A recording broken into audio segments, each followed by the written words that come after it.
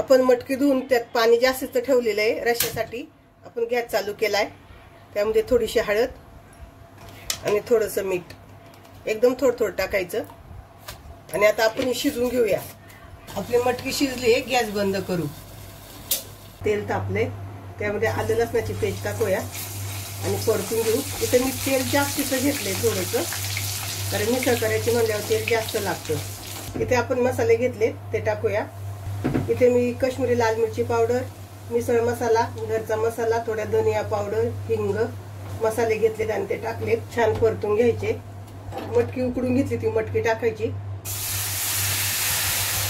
पाणी टाकून घेतले. आता चमच्याने टाकून घेऊ. नाही तर मग ते मटकी पडली ना की अंगावर उडायची भीती असते.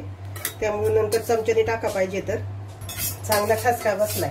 आता तुम्ही म्हणाल याच्यात कांदा खोबऱ्याचं किंवा टमाट्याचं कसलंच वाटण घातलं नाही, तर आपण याच्यात बेसन पीठ घालणारी भाजून बेसन पीठ भाजून घेतलंय आणि ते पाण्यामध्ये मिक्स करून टाकणारी याला उकळी आल्यानंतर. अगदी पटकन होणारी मिसळे. वाटणा घाटण्याची कसलीच गरज नाही त्याला. चवीनुसार मीठ. आणि तुम्हाला जास्तीची तरी असेल तर थोडस तेलामध्ये लाल तिखट टाकायचं, काश्मीरी लाल मिरची पावडर टाकायची आणि थोडासा मिसळ मसाला टाकायचा आणि वेगळी तरी तयार करायची. इथे बघा छान तरी आली आहे.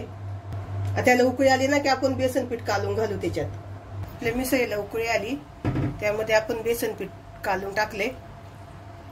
आता इथं मिसळ आहे ना, बेसन पीठ टाकल्यानंतर एकदम घट्ट नाही करायची, थोडीशी पातळ ठेवायची.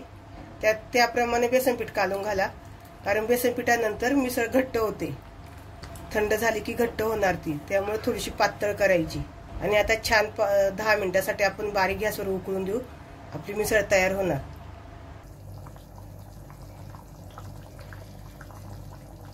इथं आपली मिसळ शिजली आहे.